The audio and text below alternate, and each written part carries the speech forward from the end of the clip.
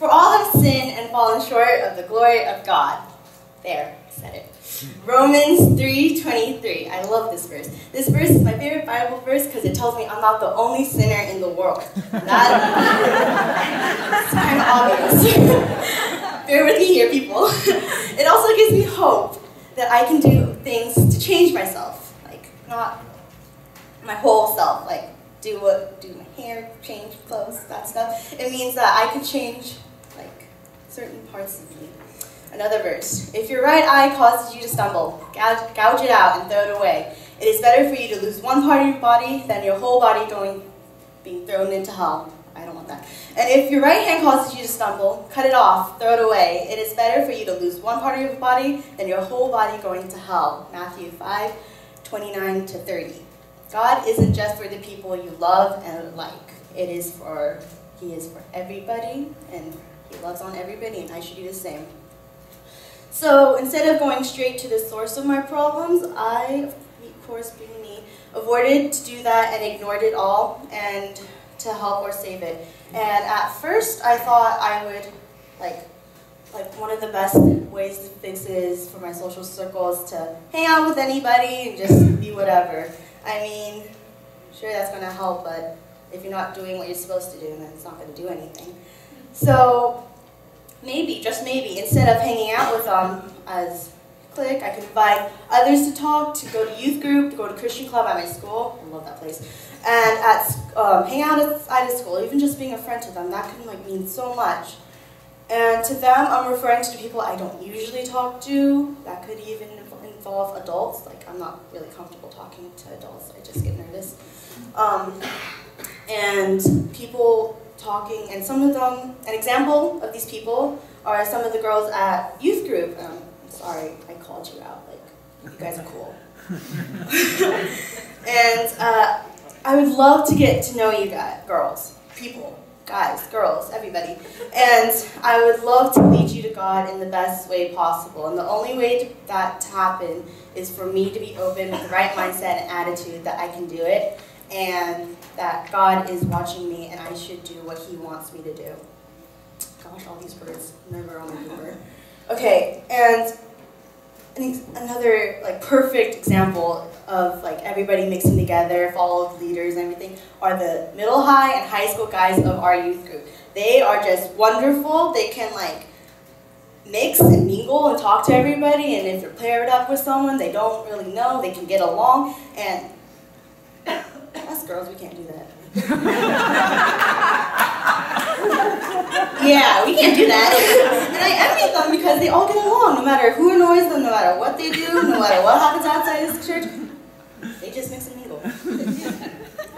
So what I might say is kind of harsh, to girls and to other people, but to all due to respect to you.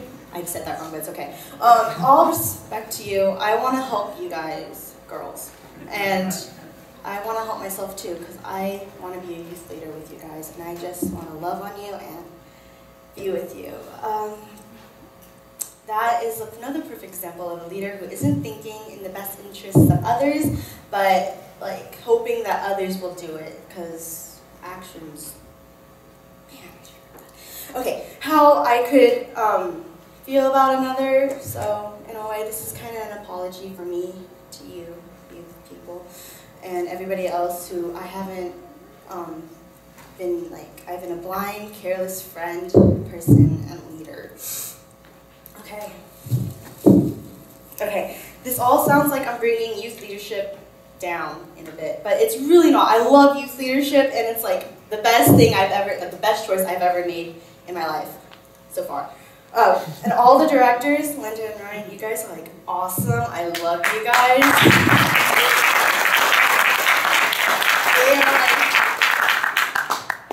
Hi, I didn't know you were there. You guys are the best directors I could ask for. You guys are even the people in youth group, Brandon, Matthew, Alexis, Amy, me.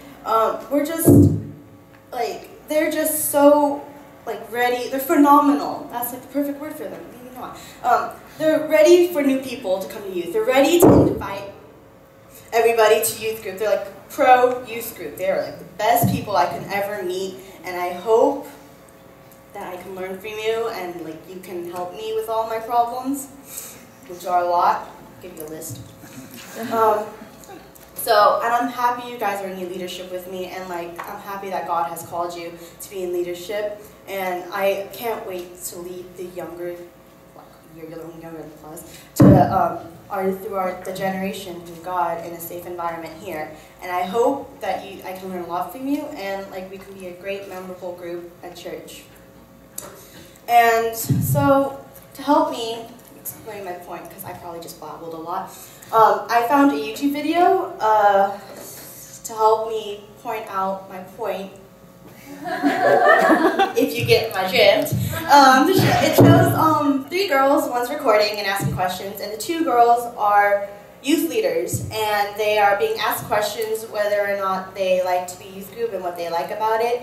And I just thought this called out to me because they asked us most of the same questions I did, and they gave straight answers. But I think they're usually talking about girls, but in my case, I mean it co-ed, like the guys and the girls. And I would really like to show that to you, so can I get it up?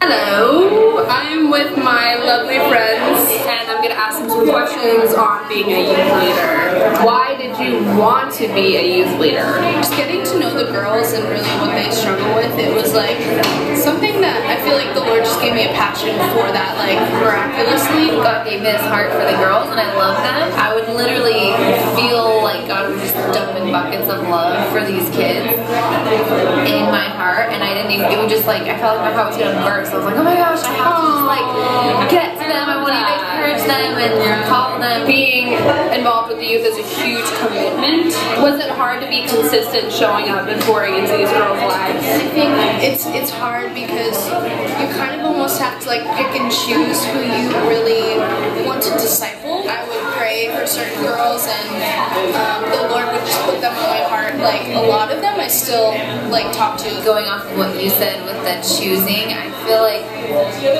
you don't necessarily choose who you're going to really minister to. You kind of present yourself completely available to everyone, and the ones that seem to really be responding and like they're interested in it, those are the people that you really pour into and take the extra time with. Not every high school student wants you to help them or wants your advice, and that's okay. And there's a lot of times God provides someone else because you can't do it for everyone. So what did you take away from the whole youth leader experience, and like how has that played into who you are now? Spiritually, the whole process of leading is definitely keeps you accountable, and it is like just a huge growing experience because when you're leading others, you're aware of how little you really have to offer, and so you're really relying on God. A really big takeaway is that God uses you no matter where you're at. You don't have to have it all figured out. You don't have to have the right answers for everything. Playing off of that, like just availability, like is huge. It's almost as if really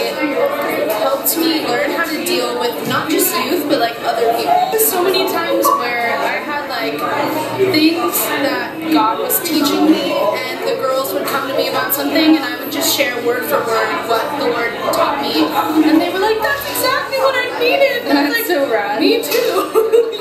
What's your advice for someone who wants to get into youth ministry? Be real, be committed. Like if you're gonna carve out times for the Wednesdays and Sundays, and then carve out another time during the week where you either text everyone or call them or you connect, or set aside time to go to like their plays or their sporting events. Make an effort to be around and show that you care. I think you should be encouraging, and when I say not just encouraging, I mean exhorting, meaning exhorting them so that they can grow more, and in a way of encouraging them, but also if they're doing something wrong, point it out, but in a loving manner. Lead with love and not worry about like changing anything at first. Just get to know them, find out who they really are beneath the behavior that is maybe off getting to know them and loving them and knowing who they really are, then sometimes you'll realize, like, you know what, they're really not in a good place to receive something like this right now. It would just ruin our relationship, and there's no point. Like, they barely know God, and so you, like, giving them a rule book isn't going to help right now. But then other times you get to know them so well that you're like, hey, like, this is what I'm thinking about this. Christine. Alright.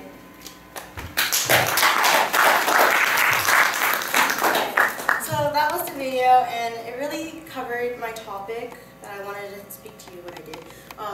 In a way I can understand. Like, they said a lot of likes. And what they said is really good. It's correct, and it's always the best way to, like, be a leader is to encourage them, the people you're leading, in my case, the youth. Encourage them, love on them, be open with them, and get to know them. Like, that's the best way. Make a friend. So my future in youth leadership, I have to incorporate all of these things, and in my walk with God and with the youth. So I am sorry I babbled a lot, and thank you for listening.